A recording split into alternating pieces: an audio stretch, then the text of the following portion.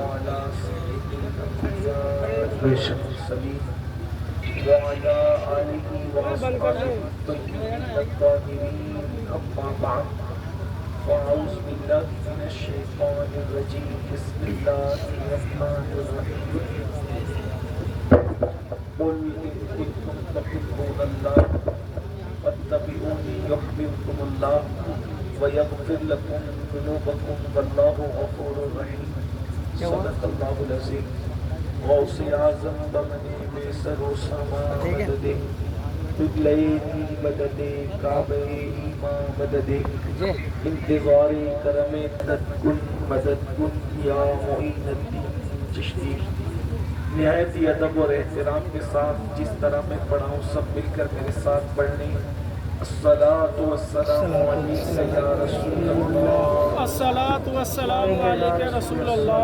الصلاة والسلام علیک یا نبی اللہ. الصلاة والسلام علیک نبی اللہ. الصلاة والسلام علیک یا حبیب اللہ. الصلاة والسلام علیک حبیب اللہ. آلک و اصحابک یا نور اللہ. وعلی آلک و اصحابک نور اللہ. صلی اللہ تعالی وہ علیہ سوئے وسلم. لالا زار پھرتے ہیں بے شک سبحان اللہ. دن اے بہار پھرتے ہیں جو تیرے در سے یار پھرتے ہیں در بدر یونی خوار پھرتے سبحان ہیں. اللہ سبحان اللہ. اس گلی کا گدا ہوں میں جس میں مانگتے تاجدار پھرتے ہیں. پھول کیا دیکھو میری آنکھوں میں دشت طیبہ کے خار پھرتے ہیں. جان ہے جان کیا نظر آئے کہ عدو گرد غار پھرتے ہیں. رکھیے جیسے ہیں خانہ ذات ہیں ہم مول کے عیب دار پھرتے ہیں. کوئی کیوں پوچھے تیری بات رضا تجھ سے کتنے ہزار پھرتے ہیں. سبحان اللہ سبحان اللہ. آج کی یہ محفل اصلاح عقائد و اعمال کے حوالے سے عرس اعلیٰ حضرت کے موقع پر منعقد کی گئی ہے. ہم بریلی شریف سے آ رہے ہیں عرس اعلیٰ حضرت میں اور اعلیٰ حضرت کی بارگاہ میں یہ شریف ہو کر آ رہے ہیں.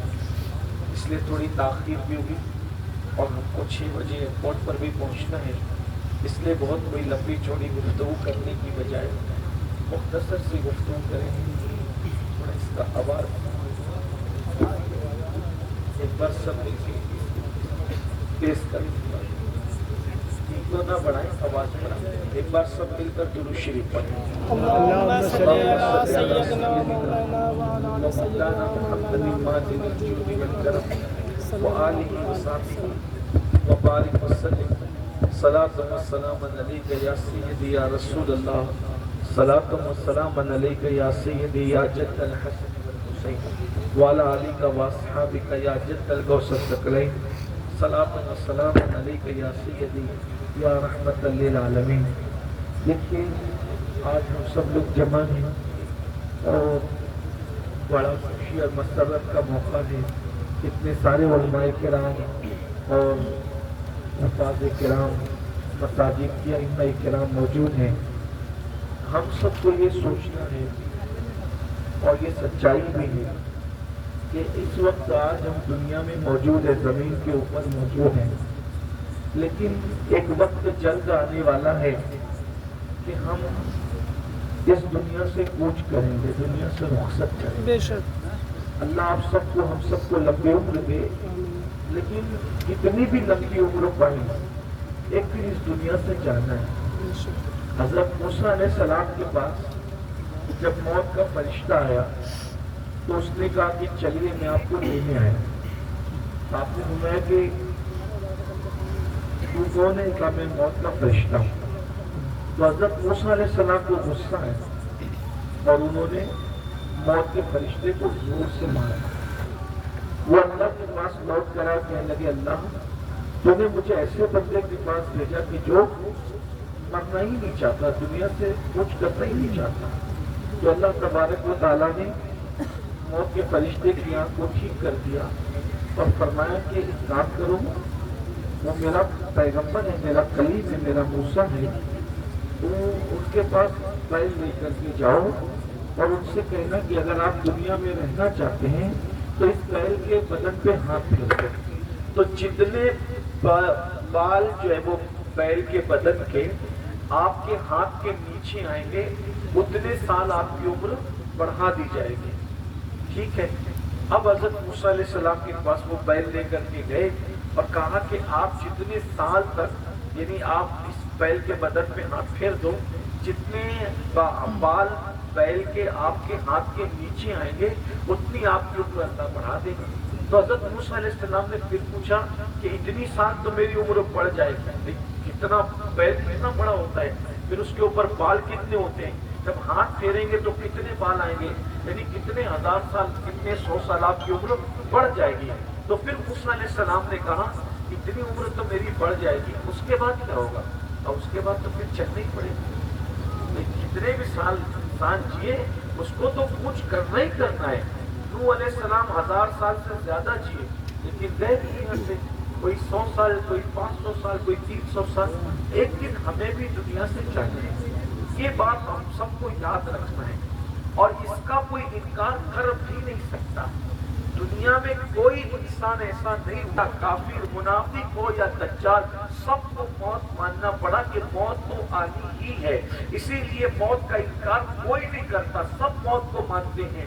ہمیں بھی جانا ہے، لیکن اصل جو آگے کی بات ہے وہ یہ ہے، جانے کو تو سب مانتے ہیں، جانے کے بعد کی داستان کیا ہے؟ جانے کے بعد کی داستان یہ ہے کہ جب ہم مرتے ہیں تو مرنے کے بعد اگر ہم نے اچھا عمل کیا ہے تو اس کا صلہ ملتا ہے، اور اگر عمل اچھا نہیں کیا ہے تو اس کی سزا ملتی ہے. اور دنیا کی کوئی طاقت ہمیں بچا نہیں سکتی. یاد رکھیے اس دنیا کے اندر ہم سب جی رہے ہیں لیکن اپنی مرضی کے مطابق جی رہے ہیں.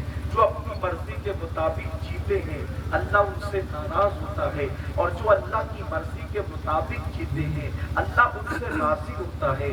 اللہ ان کو انعام دیتا ہے جو اللہ کی مرضی کے مطابق جیتے ہیں. اللہ کی مرضی کے مطابق جینے کا مطلب کیا ہے؟ آج مثال کے طور پہ یہاں اتنی بڑی تعداد میں اس گاؤں کے لوگ بیٹھے ہیں. مولانا ندیم صاحب کہہ رہے تھے گاؤں کے لوگ ہیں 11 بجے کے بعد کوئی بیٹھے گا نہیں، لیکن الحمدللہ 11 کے بعد 12 بھی بج گئے، 12:30 بھی بج گئے، لیکن آپ میں سے کوئی اٹھ کر کے نہیں گیا. ہم آپ سب کا شکریہ ادا کرتے ہیں. لیکن تھوڑی دیر آپ ذرا سوچئے، ہم اپنی مرضی کے مطابق زندگی گزار رہے ہیں اور ہم گناہ کرتے ہیں. آپ نے کبھی سوچا سب سے بڑا گناہ، کبھی آپ نے سوچا اللہ سب سے زیادہ کب ناراض ہوتا ہے؟ سب سے بڑا گناہ کیا؟ کبھی آپ نے سوچا؟ نماز چھوڑنے سے بھی بڑا گناہ، روزہ توڑنے سے بھی بڑا گناہ، دل توڑنا، کسی کا گھر توڑنے سے بھی بڑا گناہ، بلکہ یہ کہہ لیں کہ معاذ اللہ مسجد توڑنے سے بھی بڑا گناہ. دل توڑنا، دل توڑنا. یہ سارے گناہوں میں سب سے بڑا گناہ ہے کسی کا دل توڑنا. یعنی نماز توڑنے والے کو اتنا گناہ نہیں ملتا، روزہ توڑنے والے کو اتنا گناہ نہیں ملتا جو کسی کا دل توڑنے والے کو ملتا ہے. اور ایک بات بتاؤں، ہم سب سے زیادہ جو گناہ کر رہے ہیں وہ دل توڑنے والا گناہ ہی کرتے ہیں. ہم کسی سے بات کرتے ہیں ہمیں اندازہ ہی نہیں ہوتا ہے کہ میرے ان جملوں سے کتنوں کا دل ٹوٹے گا. ہم کوئی کام کرتے ہیں ہمیں اندازہ ہی نہیں ہوتا ہے کہ میرے اس کام سے کتنوں کا دل ٹوٹے گا. ہم کسی کو دیکھتے ہیں، دیکھنے کے انداز سے ہمیں کبھی اطلاع ہی نہیں ہوتی ہے کہ میرے اس دیکھنے سے کتنوں کا دل ٹوٹے گا. یاد رکھنا کسی بھی انسان کی الٹی گنتی اس وقت تک شروع نہیں ہوتی جب تک وہ کسی کا دل نہ توڑے. آپ کا کاروبار اچھا چل رہا ہوتا ہے، اچانک آپ کا کاروبار ٹھپ پڑتا ہے، آپ کہتے ہیں کسی نے کچھ کر دیا، کسی نے کچھ نہیں کیا، آپ نے کسی کا دل توڑا ہے. اس کی نحوست کی وجہ سے تمہارا کاروبار ریورس ہوا. آپ کو بہت عزت مل رہی ہوتی ہے، بہت وقار مل رہا ہوتا ہے.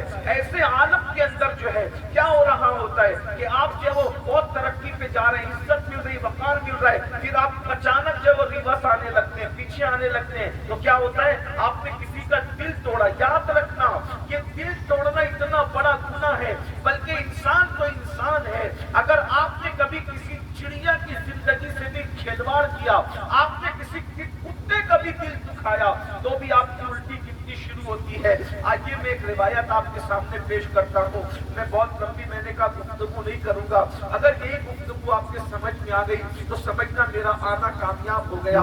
अल्लाह अकबर। हजरत ख्वाजा बंदा नवाज केसू दराज रहमतुल्लाहि ताला अलैह अपने मलफूजात में फरमाते हैं कि एक दौर था, एक जमाना था। उस जमाने में एक बस्ती में एक अल्लाह के पैगंबर रहते थे, अल्लाह के नबी रहते थे। उस नबी पर अल्लाह ने वही नाजिल फरमाई, ऐ मेरे पैगंबर, मैं इस बस्ती को 3 दिन के अंदर जलाकर राख कर दूंगा। बहुत ध्यान से सुनना, बहुत गौर से सुनने की बात है। आप बहुत अच्छे से सुन रहे हो। अल्लाह करे आपके दिल में बात उतर जाए। अल्लाह अकबर। उस बस्ती के नबी को अल्लाह ने वही फरमाई, देखिए मैं इस बस्ती को 3 दिन के अंदर जलाकर राख कर दूंगा। न कोई घर बचेगा, न कोई इबादत खाना बचेगा, न कोई दरख्त बचेगा, न कोई खेत बचेगा, न कोई खलियान बचेगा। सब जला करके राख और खाक कर दिए जाएंगे। बस बचना है तो एक चीज बचना है। क्या बचेगा? वो एक नाचने वाली लड़की है, एक नचनिया औरत है, एक फाहिशा गुनहगार बदकार औरत है। सिर्फ उसका घर बचेगा। उसके घर के अलावा किसी का घर नहीं, न नमाजी का, न रोजेदार का, न मुत्तकी का, न परहेजगार का। अलबत्ता आपको एक काम करना है। उस नबी से अल्लाह कह रहा है, आपको एक काम करना है कि 3 दिन के अंदर अंदर ये बस्ती छोड़ करके चले जाना है। सब खत्म, आपका घर भी खत्म हो जाएगा, नबी का घर भी खत्म कर दिया जाएगा। आपको जो वो बस्ती छोड़कर चले जाना है। इसलिए कि अल्लाह दूसरों की इबरत के लिए नबी को सजा नहीं दी जा रही है, बल्कि अल्लाह का ऐलान है कि सब जला देंगे, सब खत्म कर देंगे, सब खाकिस्तर कर देंगे। लेकिन एक रक्कासा बदकार औरत का घर बचेगा। इस बस्ती में एक वली रहता है, उस वली का घर भी हम जला देंगे। लेकिन उस वली को बचाना चाहते हैं। उस वली से कह दो कि वो वली भी अगर अपने घर में रहेगा तो वो भी जला दिया जाएगा। इसलिए उसको चाहिए कि वो अपने घर से निकले और घर से निकलकर उस बदकार रक्कासा नचनिया औरत के लड़की के घर में चला जाए। उस घर में वो रुकेगा तो वो बचेगा, वरना वो भी खत्म हो जाएगा। उस पैगंबर ने उस वली से जाकर कहा, देखो भाई, अल्लाह का हुक्म आया है कि 3 दिन में अल्लाह बस्ती जलाकर खत्म कर देगा। मुझे बस्ती छोड़ने का हुक्म है, सब खत्म हो जाना है। अल्लाह का घर भी जला दिया जाएगा, यानी मस्जिदें भी खत्म हो जाएगी। अल्लाह अल्लाह वो बेनियाज है, उसकी अपनी शान है, वो जो चाहता है करता है। सबके घर खत्म हो जाएंगे, एक बदकार औरत का घर बचेगा और तुम्हें हुक्म है उसी के घर में चले जाओ तो तुम भी बचोगे, वरना तुम भी जला दिए जाओगे। हम बस्ती छोड़ करके चले। उस वली ने कहा, तुझे क्या, अल्लाह का हुक्म था बदकारी से बचना, मैं बचा रहा। अल्लाह का हुक्म है बदकार औरत के घर में जाके रहो, हम चले जाते हैं। हम बदकारी को नहीं देख रहे, हम तो अल्लाह के हुक्म को देख रहे हैं। उसने रुकने के लिए कहा, रुक गए। उसके घर जाने के लिए कहा, चले जाते हैं। उसने मुसल्ला उठाया, उसके घर पे दस्तक दी। दस्तक देने के बाद घर गया, उसने दरवाजा खोला, पहचान लिया अल्लाह का वली। अरे आप इधर किधर? कहा कि बहन, हमें तुम्हारे घर कयाम करना है। आपको पता है यहाँ एक आता है दूसरा जाता है। कहा वो तेरा काम पूजा, एक पर्दा डाल देंगे, हम अपनी इबादत करते बैठ जाएंगे, बाकी के अल्लाह मालिक है। उसने पर्दा डाल दिया, इनको बिठा दिया, अपने काम में मसरूफ हो गई। लेकिन कोई आया नहीं, क्योंकि आग बरसना शुरू हो गई और पूरा गांव जल गया। न दरख्त बचा, न कुछ बचा, न कुछ बचा, सब जल गया। जब सब जल करके खाकिस्तर हो गया, वो पैगंबर दोबारा आए। जब जल करके सब भस्म हो गया, इसी का घर बचा, ये औरत बची, वो वली बचा, बाकी कोई नहीं बचा। उस पैगंबर ने पूछा, या अल्लाह, तूने सबको जला दिया, सबको खाकिस्तर कर दिया, इस नचनिया रक्कासा बदकार औरत ने आखिर क्या रखा है? ये बची, इसका घर बचा, बाकी कुछ नहीं बचा। तो अल्लाह ने फरमाया, ऐ मेरे पैगंबर, दरअसल बात ये है, अब सुनना, दरअसल बात ये है कि इस बस्ती में एक कुत्ता आया था। उस कुत्ते को खुजली की बीमारी थी। एक कुत्ता आया था, उस कुत्ते को खुजली की बीमारी थी। अब लोगों ने देखा ये कुत्ता है, खुजली की बीमारी है, भूखा है, प्यासा है, तो लोगों ने उसको खुजली की बीमारी देखकर डंडे से उसकी खूब पिटाई की और उसके हाथ, उसके पैर तोड़ दिए, उस कुत्ते के पैर तोड़ दिए, उसको लंगड़ा कर दिया, न खाना दिया न पानी दिया, उसके पैर तोड़ के उसको लंगड़ा कर दिया। वो कुत्ता अपने आप को घसीटते हुए इस रक्कासा के घर पे पहुंचा तो रक्कासा ने कुत्ते को देखा, पहले तो खुजली है, लोगों ने उसके पैर तोड़ दिए हैं। तो रक्कासा ने कहा, लोग ये क्यों देखते हैं कि ये कुत्ता है? लोग ये क्यों देखते कि ये कुत्ता है? लोग ये क्यों नहीं देखते कि ये अल्लाह की मखलूक ہے. اللہ کی مخلوق دیکھتے نا تو اس نے اس کو پٹی کی، مرہم کیا اور کتے کو چلنے پھرنے کے قابل بنایا. تو پوری بستی نے کتے پہ ظلم کیا. جنہوں نے ظلم نہیں کیا انہوں نے ظلم ہوتے ہوئے دیکھا.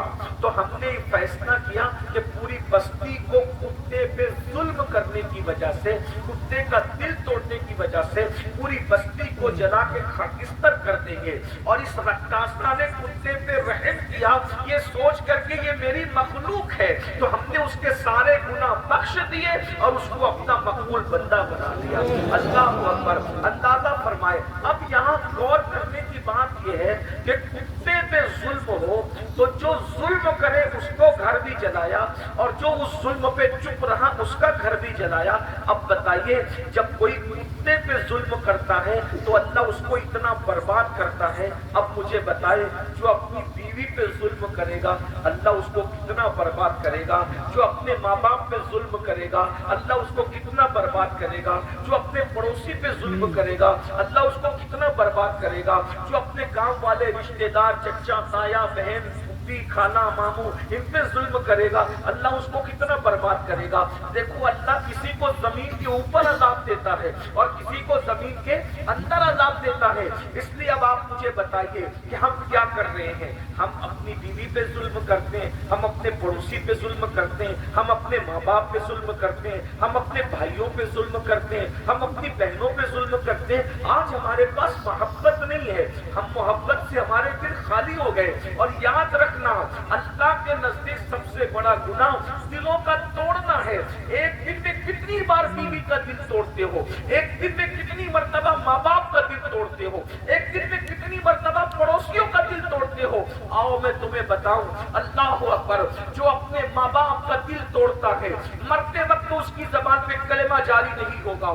ماں کو ڈانٹ رہے ہیں، باپ کو ڈانٹ رہے ہیں، ماں کو گالیاں دے رہے ہیں، باپ کو دھکے دے رہے ہیں، ماں باپ کھانے کے لیے محتاج ہو رہے ہیں. اللہ اکبر. آؤ دل کے کانوں سے ایک حدیث پاک کا مفہوم سن لو. میری قوم کے جوانوں، ماں باپ کو دھکے دینے والے، ماں باپ کو تکلیف پہنچانے والے، ماں باپ کو ستانے والے، ذرا سنو سنو. مرنا ہے اور ایمان پہ مرنا ہے. ایک صحابی تھے، صحابی رسول دنیا سے تشریف لے جا رہے ہیں، دنیا سے کوچ کر رہے ہیں. ان کا نام علقمہ ہے. اور ایک بات یاد رکھنا ہمارے عقیدے میں صحابی اس کو کہتے ہیں جو ایمان کی حالت میں حضور کو دیکھے اور ایمان پہ دنیا سے جائے. اور جو صحابی ہیں اس ہمارے عقیدے کے مطابق ایمان پہ دیکھ کر ایمان سے جانے والا، جیسے جنت کا ہونا یقینی ویسے ہر صحابی کا جنتی ہونا یقینی. لیکن اب سنو صحابی رسول حضرت علقمہ دنیا سے جا رہے ہیں لیکن موت کے وقت تو ان کی زبان پہ کلمہ نہیں آ رہا. ایک صحابی دوڑتے دوڑتے آئے یا رسول اللہ علقمہ کی زبان پہ کلمہ نہیں آ. اللہ کے رسول صلی اللہ علیہ وآلہ وسلم تشریف لائے اور تشریف لانے کے بعد فرمایا کیا علقمہ کی ماں حیات ہے؟ دیکھو غور کیجیے کہ زبان پہ کلمہ نہیں آ رہا ہے تو حضور نے یہ نہیں پوچھا کہ علقمہ نماز پڑھتے تھے کہ نہیں، روزہ رکھتے تھے، ایسے سب نہیں پوچھا. کیا پوچھا؟ ان کی اماں حیات ہے؟ کہا حیات ہے. کہا بلاؤ بڑی بھی کو. وہ آئی. حضور نے پوچھا تم مجھ سے راضی ہو کہ ناراض ہو؟ انہوں نے کہا ناراض ہو. کیا کہا؟ ناراض ہوں، میں خوش نہیں ہوں. اب کیوں؟ کہا کہ میں کوئی مشورہ دیتی تھی، اس کی بیوی کوئی مشورہ دیتی تھی، وہ بیوی کا مشورہ مان لیتے تھے، میرا نہیں مانتے تھے تو میرا دل دکھتا تھا، تو دل دکھنے کی وجہ سے میں ناراض ہوں. حضور نے فرمایا اسی لیے ان کی زبان پہ کلمہ نہیں آتا. تو ان کی ماں سے کہا بھائی کو معاف کر دو. انہوں نے کہا میرا دل اتنا دکھا ہے میں معاف نہیں کروں. تو سرکار نے کہا ٹھیک ہے نہیں معاف کرو گی تو صحابوں کا جاؤ لکڑیاں جمع کرو. لوگوں نے جیسی ہنسنا شروع کیا تو انہوں نے پوچھا حضور یہ لکڑیاں تو کیا کریں گے آپ؟ تو کہا کہ تم معاف نہیں کر رہی ہو نا اپنے بیٹے کو تو وہ لکڑیاں جمع کر کے میں اس میں آگ لگاؤں گا اور اس میں آگ لگا کے تمہارے بیٹے کو زندہ جلا دوں گا. تو ماں ہوتی ہے. ماں تڑپ گئی، ممتا تڑپ گئی. ماں نے کہا حضور ایسا مت کیجیے میرے بیٹے کو. فرمایا نادان ماں، جب تو اپنے بیٹے کو دنیا کی آگ میں جلتا نہیں دیکھ رہی ہے تو تو اپنے بیٹے کو جہنم کی آگ میں جلتے ہوئے کیسے دیکھے گی؟ معاف کر اپنے بیٹے کو. تو جیسے انہوں نے کہا حضور میں نے معاف کیا، تو جیسے انہوں نے معاف کیا ادھر ان کی زبان پہ کلمہ طیبہ جاری ہو. دیکھا ماں جب تک ناراض کی صحابی رسول کے زبان پہ کلمہ نہیں آیا دنیا سے جاتے ہیں، اور جب ماں راضی ہو گئی اللہ نے ان کی زبان پہ کلمہ جاری کیا۔ تو اگر ماں ناراض ہو، حالانکہ انہوں نے جان بوجھ کے ناراض نہیں کیا، انجانے میں ناراض ہو گئی، تو ان کی زبان پہ کلمہ نہیں آ رہا۔ اور ہم تو صحابی بھی نہیں، ہم تو ولی بھی نہیں، ہم تو نیک بھی نہیں، اگر ہم نے ماں باپ کا دل دکھایا تو ہماری زبان پہ مرتے وقت کلمہ کیسے آئے گا؟ آپ اپنے آپ میں تھوڑا ٹوٹ کے سوچئے کہ ماں باپ کے ساتھ کیا سلوک کر رہے ہو آپ لوگ۔ میں اکثر کہتا ہوں، آج بھی کہتا ہوں اس گاؤں، جیسے ابھی ہم بیان کر رہے ہیں، آپ لوگ پیسہ لا کے رکھے، نذرانہ دے رہے ہیں، ہمارے تو آپ مسافر کے لیے دوڑے اور سب نے ہاتھ چھومے، بڑی عزت، اللہ تمہیں جزائے خیر دے۔ لیکن ہم ایک بات پوچھتے ہیں کہ جس طرح آپ لوگ ہمارے ہاتھ چھومتے ہو، کیا اپنے ماں باپ کے ہاتھ چھومتے ہو؟ نہیں، بتائیے، نہیں چھومتے۔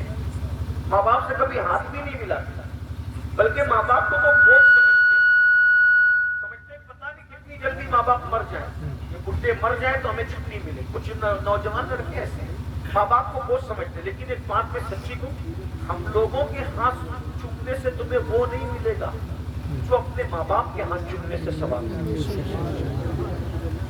تو ہمارے ہاتھ چھومنا اتنا قیمتی نہیں ہے جتنا ماں باپ کے ہاتھ چھومنا قیمتی ہے۔ ہمیں خوش کرنا اتنا قیمتی نہیں ہے جتنا ماں باپ کو خوش کرنا۔ ایک بات، چلیں ہم زیادہ سے زیادہ دعا دے جائیں گے، بھائی مولانا صاحب ہے، سید صاحب ہے، خطیب صاحب ہے، نیک لوگ ہیں، اللہ والے لوگ ہیں، دعا اچھی بات ہے، ان کی دعا بھی قبول ہے، اللہ والوں کی دعا قبول ہے۔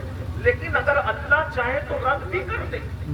اللہ تو اللہ ہے نا، اللہ جس کی دعا چاہتا ہے قبول کرتا ہے۔ چاہے اللہ بڑے بڑے نیک لوگوں کی دعا بھی رد کرتا ہے، بلکہ کبھی کبھی تو وہ ولی لوگ کی دعا بھی رد کر دیتا ہے۔ اللہ ہے بھائی، اس کی اپنی مرضی کی بات ہے نا، اللہ کی مرضی کے آگے کس کی چلتی ہے؟ اللہ تعالیٰ بڑے بڑے ولیوں کی دعا بھی روک دیتا ہے۔ اللہ کے کسی کی دعا قبول کرنا فرض و واجب نہیں ہے، بلکہ اللہ کبھی کبھی تو نبی کو بھی دعا سے روک دیتا ہے۔ اللہ پاک کبھی کبھی نبی کو بھی دعا سے، قرآن اٹھا کر کے دیکھیں، حضرت ابراہیم علیہ السلام نے جب لوط علیہ السلام کی قوم کے لیے دعا کی، اللہ نے کہا تو دعا نہیں کرنا ان کے لیے۔ حضرت ابراہیم علیہ السلام جیسے نبی کو روکی، آپ دعا نہیں کرنا، تو میرا خلیل ہے، بڑا پیارا ہے، لیکن میں نے عذاب نازل کرنے کا فیصلہ کر لیا ہے، اس لیے تو ان کے لیے دعا نہیں کرنا۔ اللہ ولیوں کی دعا بھی روک دیتا ہے، نبیوں کی دعا۔ ہاں بس ایک ہستی ہے جس کی دعا اللہ کبھی نہیں روکتا، وہ کون ہے؟ وہ ہمارے نبی ہیں۔ بے شک، سبحان اللہ، وہ کون ہے؟ ہمارے نبی۔ ہاں، ان کی دعا نہیں روکتا۔ ان کی دعا کی شان کیا ہے؟ ہمارے اعلیٰ حضرت کہتے ہیں، کیا مزے میں کہتے ہیں، عنایت کا جوڑا، اجابت کا صحرا، دلہن بن کے نکلی دعائے محمد، اجابت نے جھک کر گلے سے لگایا، اجابت نے جھک کر گلے سے لگایا۔ ارے جس کی دعا کے لیے اجابت بھی جھکا کرتی ہے، اسے دعائے محمد الرسول اللہ کہا جاتا ہے۔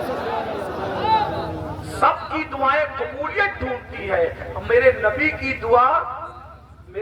کی دعا وہ دعا ہے کہ ہر دعا قبولیت کو تلاش کرتی ہے، اور یہاں قبولیت دعائے محمد کو تلاش کرتی ہے، بلکہ صرف تلاش نہیں کرتی ہے، قبولیت جس دعا پہ جھک کر کے ملتی ہے اس کو دعائے محمد الرسول اللہ کہا جاتا ہے۔ مصطفیٰ جان رحمت کی دعا کی شان یہ، تو اللہ جس کی دعا کو چاہے روک دے، لیکن ایک دعا اللہ، بولے ایک دعا اللہ نہیں روکتا۔ وہ دعا کس کی ہے؟ کس کی دعا ہے؟ ہمارے نبی کی دعا۔ اب حضور فرماتے ہیں، دعا والدی لولدہ کا دعائی لکم، کہ تمہارے باپ کی دعا ایسی ہے جیسے مجھ محمد کی دعا میری امت کی حق میں۔ آقا بتا رہے یعنی جیسے میں محمد دعا کرتا ہوں تو اللہ میری امت کی حق میں میری دعا کو رد نہیں کرتا، ایسے ہی اللہ تمہارے باپ کی دعا کو تمہارے حق میں کبھی رد نہیں کرتا۔ یعنی سب کی دعا رد ہونے کا چانسز ہے، لیکن ایک دعا میرے نبی کی دعا امت کے حق میں رد نہیں ہوتی، اور ماں باپ کی دعا اولاد کے حق میں رد نہیں ہوتی۔ دیکھیے، اور ہم اس دعا کو چھوڑ کر سب کے پیچھے بھاگ رہے ہیں۔ بھائی پیر صاحب سے محبت کرو، اچھی بات ہے، ہمارے مولانا آصف ہیں، علماء سے محبت کرو، اچھی بات ہے، سید صاحب سے محبت، لیکن سب سے محبت اپنی جگہ، لیکن تمہاری قسمت کو کوئی چیز بدل سکتی ہے تو وہ تمہارے ماں باپ کی دعا ہے. تمہارے حالات کو ایک سیکنڈ میں اگر کوئی بدل سکتا ہے تو وہ تمہارے ماں. اور تم ان کا دل دکھائے پھر ان کو دوا کو پیسے نہیں دیتے, ان سے جھگڑا کرتے ہو, ان سے اونچی آواز سے باتیں کرتے ہو. سرکار غریب نواز بیان کرتے ہیں, حدیث پاک میں آتا ہے کہ قیامت کے دن ایک بندے کا نامہ اعمال تولا جائے گا اور اس کے نامہ اعمال میں پہاڑوں جیسی نیکیاں ہوگی. کیا ہوگی؟ پہاڑوں جیسی. نامہ اعمال میں پہاڑوں جیسی نیکیاں ہوگی. وہ اترائے گا اپنی نیکی کو دیکھ کے میں پہاڑوں جیسی نیکیاں لے کر آیا, لیکن جب اس کے نامہ اعمال میں وہ نیکیاں رکھی جائے گی تو اللہ کا ترازو بھر جائے گا.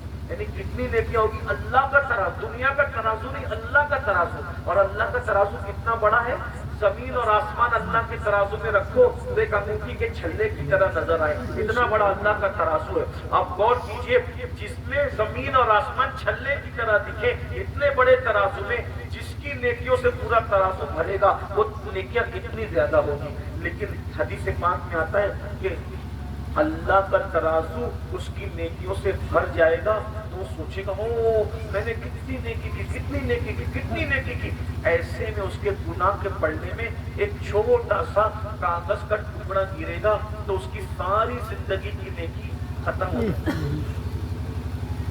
گناہ کے پڑھنے میں چھوٹا سا کاغذ کا ٹکڑا گرے گا, ساری نیکی برباد, ساری نیکی ختم. اور اللہ فرمائے گا اس کو منہ کے بل گھسیٹتے ہوئے جہنم میں لے جاؤ اور اس کو جہنم میں پھینک دو.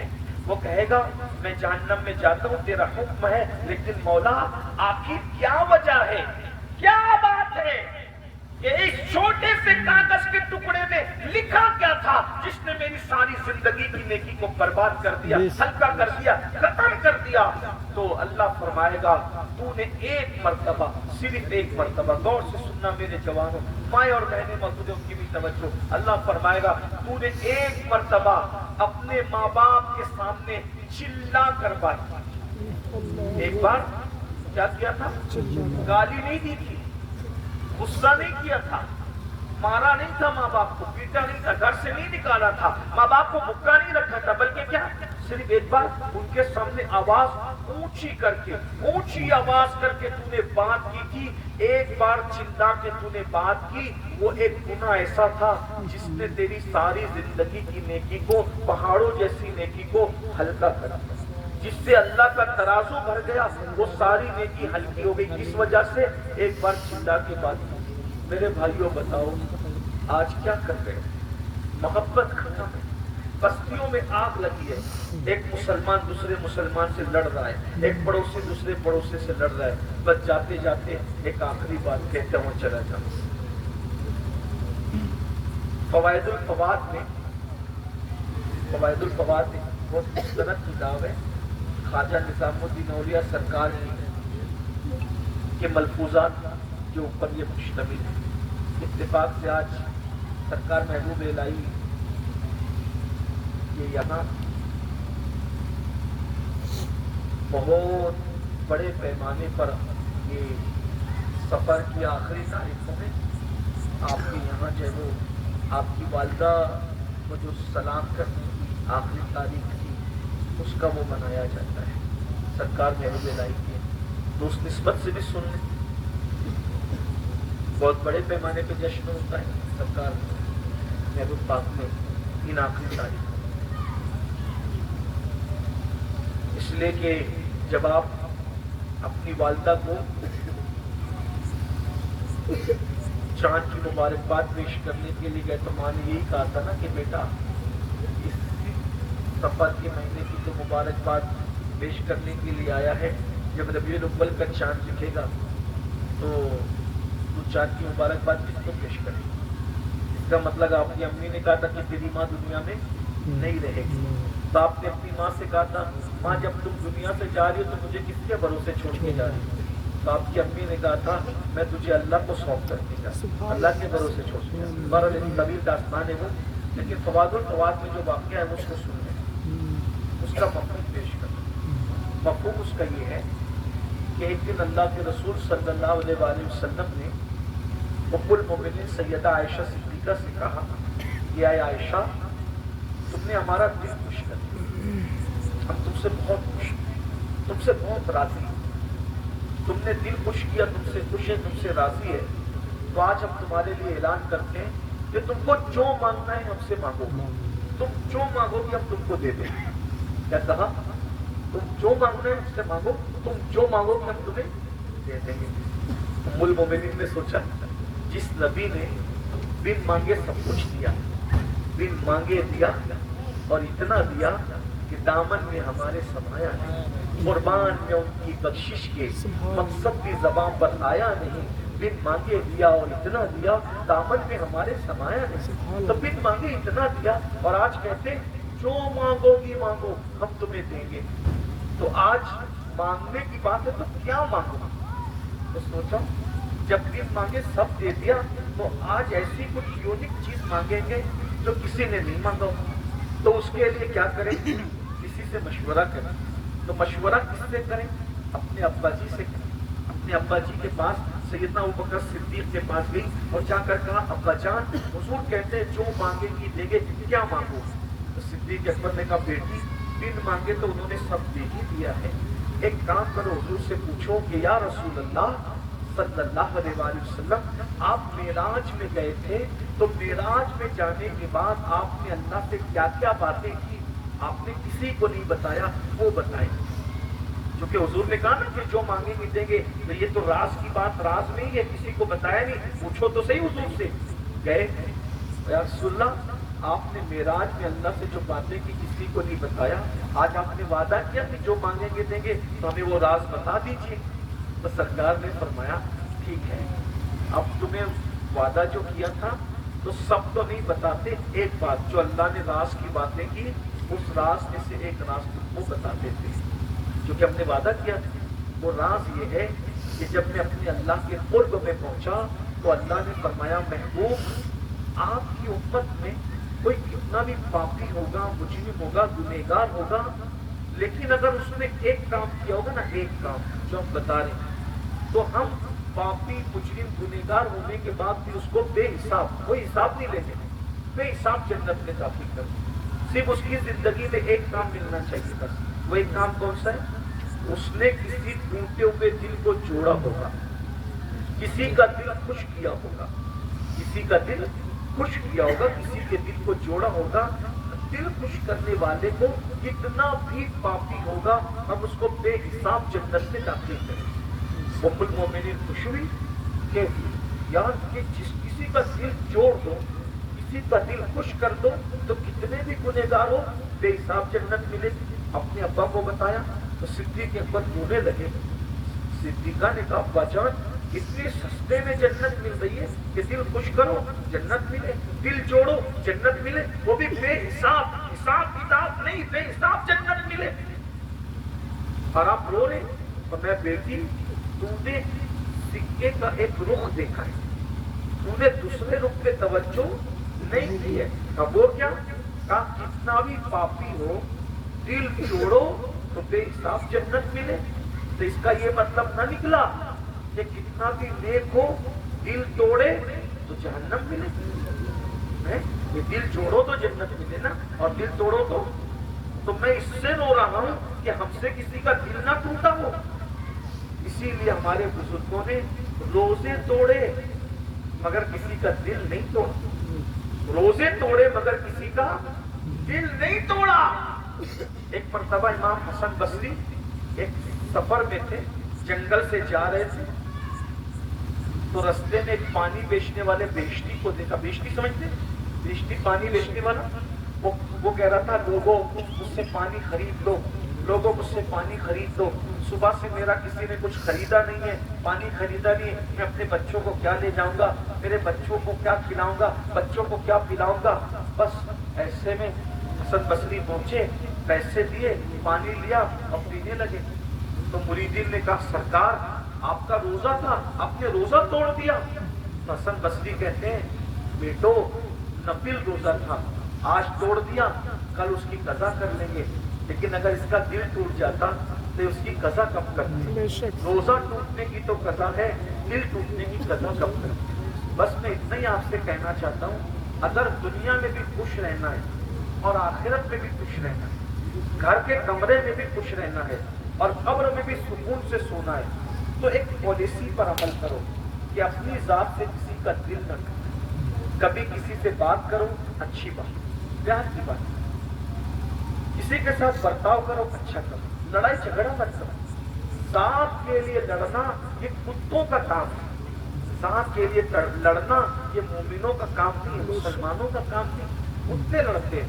محبوب الہی کی بارگاہ میں آپ کے مرید آئے، کہ میرا پڑوسی بہت ستاتا ہے، بہت ڈرتا ہے، کہا بیٹا معاف کر، اس کو چھوڑ، نظر انداز کر، کہا نہیں پھر وہ بہت ستاتا ہے، اور بیٹا معاف کر، اس کو کوئی بات نہیں، کہا نہیں بہت ستاتا ہے، میرے راستے میں کانٹے بچھاتا ہے، مجھے اجازت دیجیے میں بھی کانٹے بچھاؤں، پر میں نہیں بیٹا، کانٹوں کے مقابلے میں کانٹے نہیں بچھائے جائیں، اگر کانٹوں کے مقابلے میں کانٹے بچھاؤ گے تو دنیا کانٹوں سے بھر جائے گی، کانٹے بچھا کر دل کو سکون نہیں ملتا، کانٹے اٹھا کر دل کو سکون ملتا ہے۔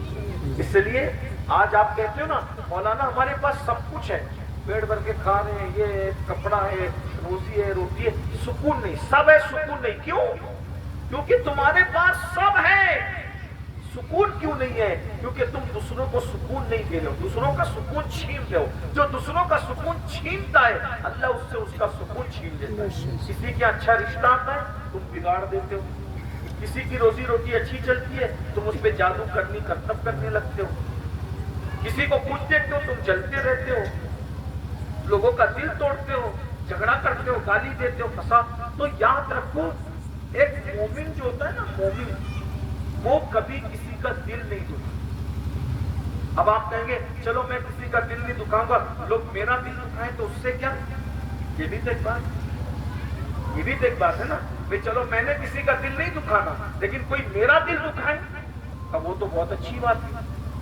کوئی آپ کا دل دکھائے تب تو آپ کی چاندی چاندی ہے، اب وہ کیسے؟